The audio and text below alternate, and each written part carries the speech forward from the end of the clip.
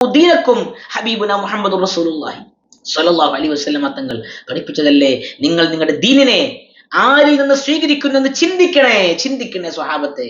ഹബീബായ റസൂലുള്ളാഹി സ്വല്ലല്ലാഹു അലൈഹി വസല്ലം തങ്ങളുടെ ഹദീസല്ലേ അത്, ഉംദുറു അമ്മൻ തഅഖുദു ദീനക്കും, നിങ്ങൾ നിങ്ങളുടെ ദീൻ ആരിൽ നിന്ന് സ്വീകരിക്കുന്നു എന്ന് നിങ്ങൾ നല്ലവണ്ണം ചിന്തിക്കണം.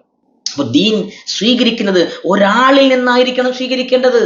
അതാരാകണമെന്ന് നിങ്ങൾ ചിന്തിക്കണമെന്ന് ഹബീബ് മുഹമ്മദ് റസൂലുള്ളാഹി സ്വല്ലല്ലാഹു അലൈഹി വസല്ലം നമ്മെ ഉണർത്തുന്നുണ്ട്. ആരായിരിക്കണം അത്?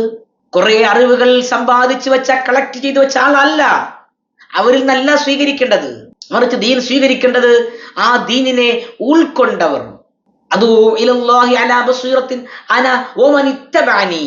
ഹബീബായ മുഹമ്മദ് റസൂലുള്ളാഹി സ്വല്ലല്ലാഹു അലൈഹി വസല്ലം തങ്ങളുടെ പരിശുദ്ധ ഖുർആൻ പറയാൻ കൽപ്പിച്ചത് അങ്ങനെയാ. അല്ലാഹുവിന്റെ വചനം അങ്ങനെയാണ് കൽപ്പിച്ചത്. ഖുൽ അദൂ ഇലല്ലാഹ്. അല്ലാഹുവിന്റെ റസൂൽ സ്വല്ലല്ലാഹു അലൈഹി വസല്ലം തങ്ങളും ആ തങ്ങളെ ഉൾക്കൊണ്ട ആളുകൾ, അള്ളാഹുവിന്റെ മഹാന്മാരായ മശായിഖന്മാർ, അവർ തൗഹീദിന്റെ വക്താക്കളാ. അവരിൽ നിന്നാണ് നൂറിനെ കൈമാറ്റം ചെയ്യപ്പെട്ടു ലോകത്ത് അവസാനം വരെയും അവരാണത് കൊണ്ടു നടക്കുന്നത്. അവരാണ് തൗഹീദിന്റെ വക്താക്കൾ. അവരാണ് നൂറിനെ കൈമാറി കൊണ്ടുവന്നവർ. അവരിൽ നിന്ന് വേണം നാം അറിവിനെ സ്വീകരിക്കാൻ, അവരിൽ നിന്ന് വേണം നാം തൗഹീദിനെ സ്വീകരിക്കാൻ, അവരുടെ വാക്കുകളിൽ നിന്ന് വേണം നാം ഇൽമിനെ സ്വീകരിക്കാൻ. അപ്പോൾ മാത്രമാണ് ആ ഇൽമ് നൂറായി നമ്മുടെ ഹൃദയത്തിൽ രൂഢമൂലമാവുകയുള്ളൂ.